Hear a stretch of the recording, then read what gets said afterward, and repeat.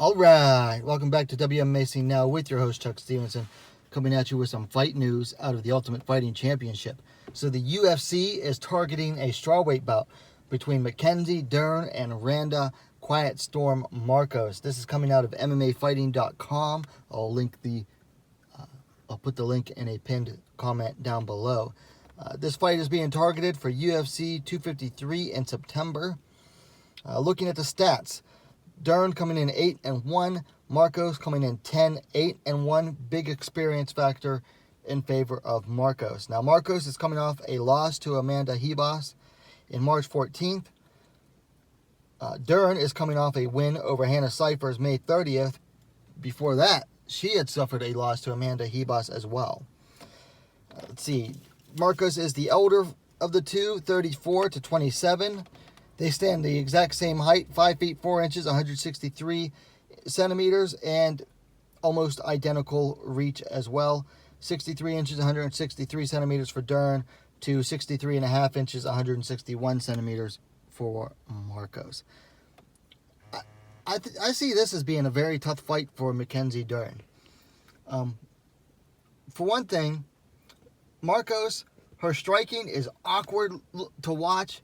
It's very weird. She's very herky-jerky, but it works for her. It is functional. Compared that to Dern striking, which is just wing big haymakers, hope one lands. That's basically Mackenzie Dern striking. So Markos has leagues better striking. Markos is also a very competent wrestler. Of course, you got Dern, who's a BJJ world champion, so that kind of balances him out. But I feel like Markos is going to be able to use her wrestling to not put herself into trouble the way that, Hannah Cifers did. Markos has more experience than that. So if Dern tries to take it to the ground, I think Markos is going to be able to use her wrestling to keep it standing. Also, the biggest factor you got to take into this fight, and the biggest X factor as well, is the Markos pattern.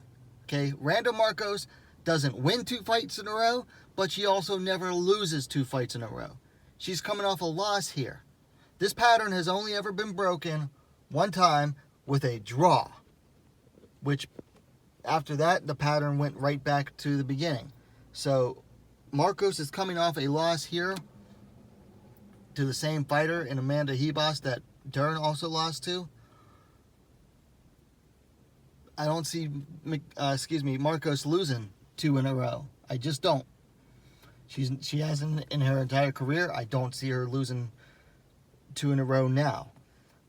Like I said, I think that Markos' striking is way better than Dern's. Dern's is just novice level, to be nice.